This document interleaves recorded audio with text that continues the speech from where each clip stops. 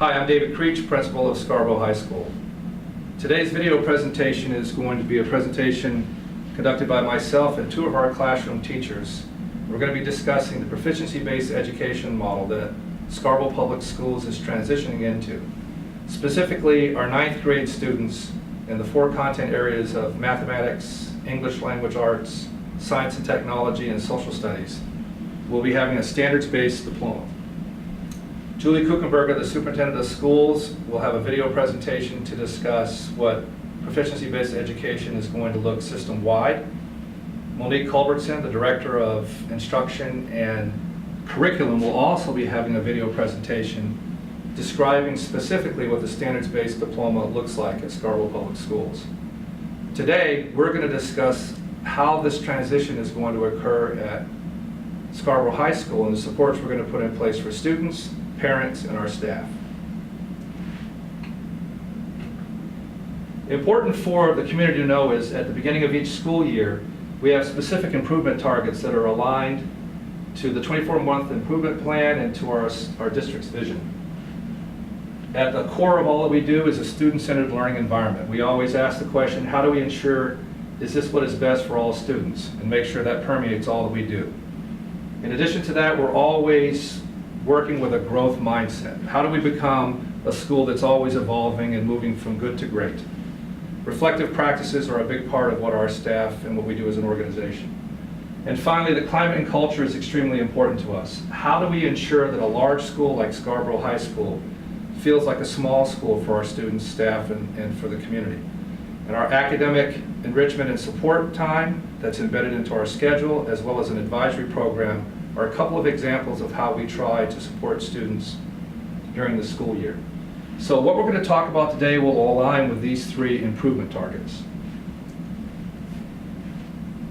Going from good to great, being student-centered, and focusing on a positive school climate and culture. 3 examples to illustrate that model would be an improved new student-centered schedule. We have a block schedule that's being implemented this year. Part 1 was implemented last year with A East and the advisory program. This year we have our alternating block schedule that will provide students with 4 classes on a red day, 4 different classes on a white day, and these classes will be 75 minutes long. Embedded in that schedule between the first and second block is the academic enrichment and support time that I mentioned earlier. Every Friday of the school year will be time designated during the A East time for an advisory program. Staff professional development this year, that focus for all of our meetings will be providing our staff with the professional development they need to improve their instructional practices and to begin the shift to a proficiency-based education model. The key to that will be, it's going to be teacher-led, teacher-trained, and teacher-evaluated as we go through this process, which we'll talk about in a minute. Proficiency-based education. Our classes will continue to have rich, rigorous curriculum, as we have in the past. That curriculum will be aligned with national and state standards.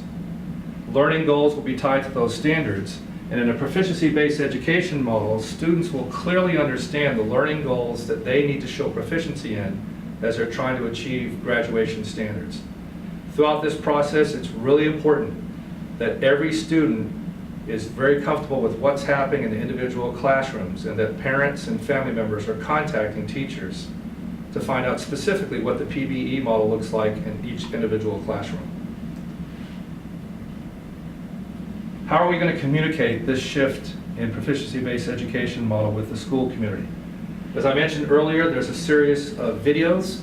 This is one, we have 2 others that I mentioned, and as the year progresses and as we grow and evolve as a school, additional videos will be created to communicate to the public exactly how Scarborough High School is transitioning into this PBE model.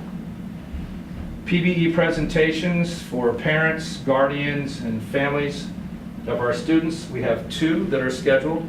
September 13th at 5:30, which is 30 minutes before the open house. Any parents who want to come in and hear an introductory conversation about the PBE model and have a chance to ask some specific questions can do so on that date.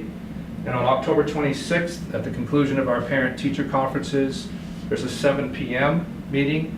That one is about 2 weeks before the end of the quarter, so it's a good opportunity for parents to come in and talk a little bit about how in these 4 core classes, how are the grades and how is the grade reporting going to look for their students when the end of the quarter arrives and they're looking at all the different marks in PowerSchool. In addition to those presentations and the videos, we'll have an FAQ document that's going to be shared via email and on the website that will be updated regularly. And as I mentioned earlier, probably the most important ingredient to this communication is direct communication with students and teachers and parents and teachers to get an accurate sense of what's happening in the classroom of your children. Professional development this year for our staff is all focused on helping them improve their instructional practices and begin the transition to a PBE model. Key ingredient to this process is that our PBE planning, training, and support will be led by Scarborough High School teachers, 2 of whom are going to be speaking with you today. Our teachers that are going to be a part of this training are actually doing this in the classroom themselves and have a great sense of the reality of what works best in each of our classes. Our professional meeting times will all be used for PBE, instructional practices, grade reporting, assessments that are aligned to learning goals and standards. All the components that you're going to hear discussed in a few minutes, our professional development time is going to be earmarked for individual teachers, content area, departments, and interdisciplinary groups to work together collaboratively to grow their practices.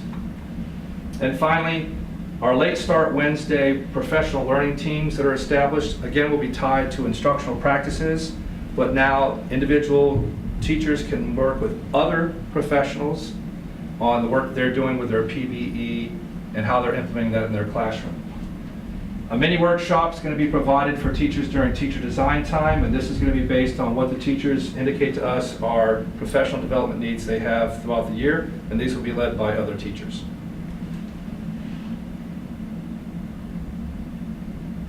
So, as I mentioned earlier, a key to what we think is going to be critical for us this year is to have teachers and teacher leaders in this school lead the implementation of our PBE model and guide us through the process so that we have an accurate finger on the pulse of what the school needs and how to best transition. 2 key players in that work are Albert McCormick, who is currently one of our science teachers and the science department head, and Michelle Shook, who is a Latin teacher and an instructional coach for the high school. At this time, I'm going to introduce them and ask them to come and speak to you a little bit about how this PBE work is going to look at Scarborough High School.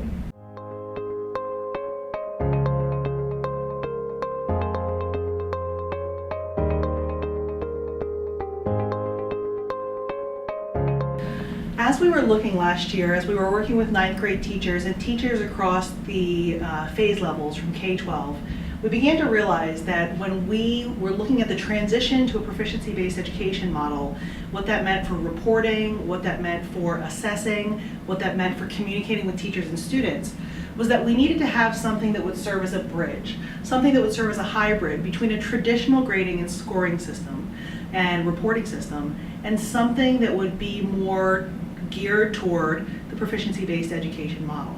And so as we were developing that with input from teachers and input from students, we came up with what we feel will be a model that teachers, students, and parents are comfortable with and will help to move us and transition us to this new system that the state of Maine is requiring.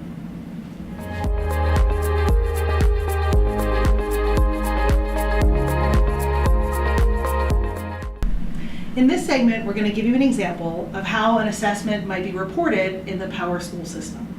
So I want to remind you that this reporting system is only required for the 9th grade core course teachers. However, as a Latin teacher and as someone who's working in the proficiency-based system, I'm excited to use this with my students because it allows me to give them more specificity in reporting, to give them information about where they can improve and where they're really knocking it out of the park. So I want to give you an example of an assessment that I'll use in Latin and how I will grade it in this 3-tiered system. So let's say that we are working in Latin 2 and we're writing an essay. They're writing a composition in Latin. So at the end of this time period, we're writing the composition, they've had time to do preparation work, they've had time to get feedback from their peers, they've had time to get edits from me, their teacher, and now they're turning in their final work. I'm going to grade that traditionally by giving it a percent. So I'm going to look at the entire assessment, the entire composition, and say this work based on these different points, these different areas, focus correction areas, this is an 87. I'm also going to look back at what they did over the revision process. Did they turn the composition in on time initially? Were they engaged in the revision process? Did they have respect for themselves, for me, and for the other people in the room as they were doing their peer edits, as they were doing their own reflective analysis of their work? And I will give a score of a 1, 2, 3, or 4 here in their habits of work and learning. So for this student, let's say for this model student, it's an 87% on their traditional grade. And here, they did a good job. They worked independently for the most part, but they needed a little support. So here they might get a 2 in their habits of work and learning for engagement in their learning. And then, and I think this is really where the proficiency-based magic happens, is reporting on the learning goals. So for this particular assignment, we're going to hit 2 standards in the World Languages Standards, which are presentational communication and comparison, the comparison standard. So what I can do is I can individually articulate this student absolutely was proficient in making a comparison between ancient history and what's going on in the modern world. However, so I'll give them a 3. However, maybe their presentational communication standard, student can write in Latin at a Latin 2 level. Maybe that one, they still need a little work. They're at a basic recall level. They're moving toward proficiency, but they're just not quite there yet for that specific learning goal. So for that one, I might give them a 2. So their overall grade, traditional, was an 87. That doesn't really give the parent or student very specific, focused feedback.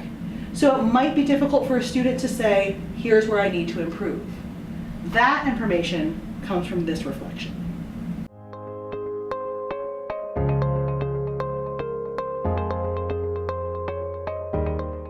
This is going to be a great tool for you guys to look at the students' work throughout the year. You're going to have 3 grades that you're going to be able to access on PowerSchool at any moment. Under the traditional grading system, under PowerSchool, you'll see this course content grade. I think a good way to look at that is that's a snapshot of the quality of the work that that student is providing. And that could evolve throughout the year. You might have students that have a lower course content grade in the beginning of the year, but really try hard and get better and really understand more about the content area, and that's going to be reflected towards the end of the year as the content grade goes up. Habits of work and learning goals, that's going to be under the new standards tab on PowerSchool. Habits of work and learning, that's also going to evolve throughout the year. You might find that maturity grows throughout the year, and that's where that's going to be reflected. And not only reflected in 1 grade, but 3 separate categories where you have preparation for learning, engagement in learning, and also respect. So you're really going to be able to isolate those areas and work with your child to improve that. And finally, learning goals, which is my personal favorite. Instead of just getting a course content grade, so let's say for example an 87, you're also going to get these learning goals. So the 87 would just be the quality of work, but these learning goals would be specific areas of strength or necessary improvement. So you'll really be able to break down not only the behavior in the class, but also the content of the class. One of the things that's been exciting as we've been doing this work is that we as teachers have had a really strong voice because we have daily contact with the students, we know our content, and here at Scarborough we have an exceptional curriculum with exceptional teachers. And we want to do the best thing for students. And we feel that this system is a really good model to take what we had that was working and ask ourselves how we can grow.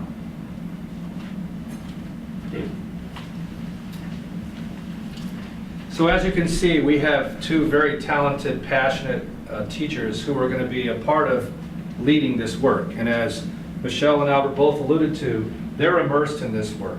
They're practicing this in the classroom as a part of the planning and training of other staff members. And as things evolve, the collaborative approach that we're using as a school, I think, is going to be instrumental in helping us successfully transition. Also, as Michelle and Albert indicated, we have fantastic teachers. We have very gifted and hardworking students. And we have a lot of very quality, I would say, very quality professional development opportunities for our staff as we grow this process. So, most important as we conclude this video is what you've heard me say a couple of times before. Not every classroom teacher is engaged in the same level of work with proficiency-based education because we're transitioning as a school.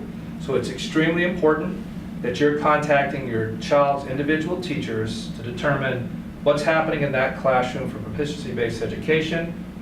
If they're a 9th grade student in the 4 core classes, they'll be immersed in that work. If they're a student in grades 10 through 12, they have the same graduation requirements they had when they started as 9th graders, and they're going to be using a traditional grading system. Some of those teachers may be immersing them in proficiency-based education, some may not. So have those individual conversations, if you would please, with your students' teachers. If you have any questions, feel free to contact myself at the school. You can go to some of those other presentations and you can look at our FAQ sheet that will be put on our school website, and we'll email it to all the families at home. Thank you. And we hope you and your child have a great school year.